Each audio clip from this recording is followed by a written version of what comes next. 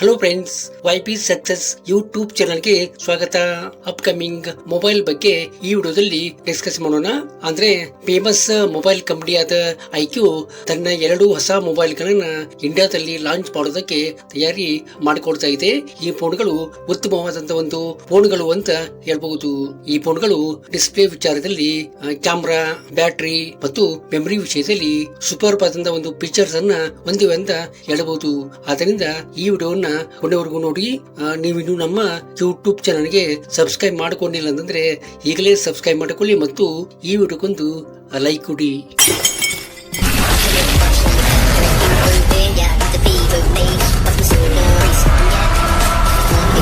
IQ new 10 Pro ಇದು 6.78 inches full HD plus LTPO ಅಮೋಲೆಡ್ display ಅನ್ನ ಇದು ಒಳಗೊಂಡಿದೆ.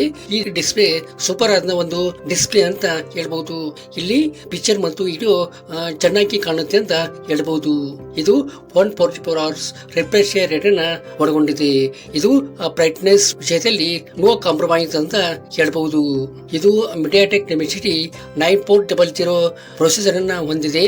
ಇದು ಅತ್ಯಂತ ಒಂದು ಪವರ್ಫುಲ್ ಆದಂತ ಒಂದು ಪ್ರೊಸೆಸರ್ ಅಂತ ಹೇಳ್ಬಹುದು. ಇಲ್ಲಿ ನೀವು ಎಂತ ಹೈ ಲೆವೆಲ್ ಗೇಮ್ ಅನ್ನ ಈಸಿಯಾಗಿ ನೀವಿಲ್ಲಿ ಆಡಬಹುದು. ಯಾವುದೇ ರೀತಿಯಾದ ಹ್ಯಾಂಗ್ ಆಗುವಂತ ಒಂದು ರೀತಿ ಇಲ್ಲ ಅಂತ ಹೇಳ್ಬಹುದು. ಇದು Android 15 ನಲ್ಲಿ ರನ್ ಆಗುವಂತದ್ದು. ಇದಕ್ಕೆ 50MP ಪ್ಲಸ್ 50MP ಕ್ಯಾಮೆರಾವನ್ನ ಕೊಡಲಾಗಿದೆ. ಇದು ಸೂಪರ್ ಆದ ಒಂದು ಕ್ಯಾಮೆರಾ ಅಂತ ಹೇಳ್ಬಹುದು.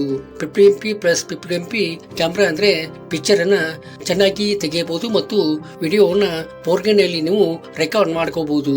ಇದು ಒಳ್ಳೆಯ ರೀತಿಯಾದ ಒಂದು ಕ್ಯಾಮೆರಾ ಅಂತ ಹೇಳ್ಬಹುದು. ಅದೇ ರೀತಿಯಾಗಿ 16MP ಫ್ರಂಟ್ ಕ್ಯಾಮೆರಾವನ್ನ ಸಹಿತ ಇದಕ್ಕೆ ಕೊಟ್ಟಿರುವಂತದ್ದು.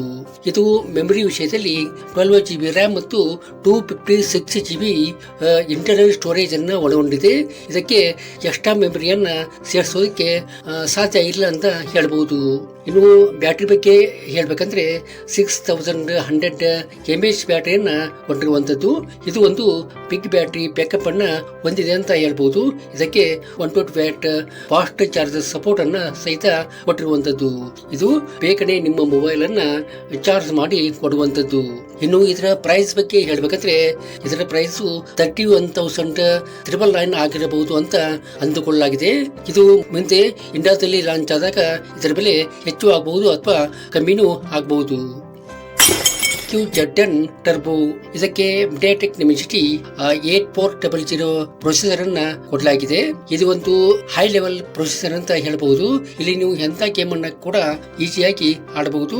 ಯಾವುದೇ ತೊಂದರೆ ಅಂತೂ ಆಗ್ಲಿಕ್ಕೆ ಸಾಧ್ಯ ಇಲ್ಲ. ಇದಕ್ಕೆ 6.78 inches full HD plus ಅಮೋಲೆಡ್ display ಅನ್ನ ಒಳಗೊಂಡಿದೆ. ಇದು ಅಮೋಲೆಡ್ ಡಿಸ್ಪ್ಲೇ ಆಗಿರುವುದರಿಂದ ಸ್ಕ್ರೀನ್ ತುಂಬಾ ಚೆನ್ನಾಗಿ ಕಾಣುವಂತದ್ದು.